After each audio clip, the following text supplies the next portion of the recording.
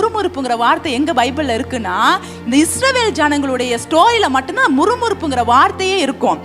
என்னத்த சாப்பிட்றது, என்னத்த உடுத்துறது, என்னத்த குடிக்கிறது, இந்த 3 தான் இன்னைக்கு மனுஷனுக்கு இருக்கிற பிரதான பிரச்சனையை பாருங்க. சில வேளை நம்ம முறுமுறுக்க நம்ம வாழ்க்கையில வர நிறைய ஆசீர்வாதங்கள் தடைப்பட்டு இருக்கும். சும்மா யோசிச்சு பாருங்க, நீங்க உங்க பிள்ளைகளுக்கு ஏதாச்சும் வாங்கி கொடுக்குறீங்க, எதோ வாங்கி கொடுத்தாலும் தோணுகிட்டே இருந்தா உங்களுக்கு வாங்கி கொடுக்க தோணுமா தோணாதா?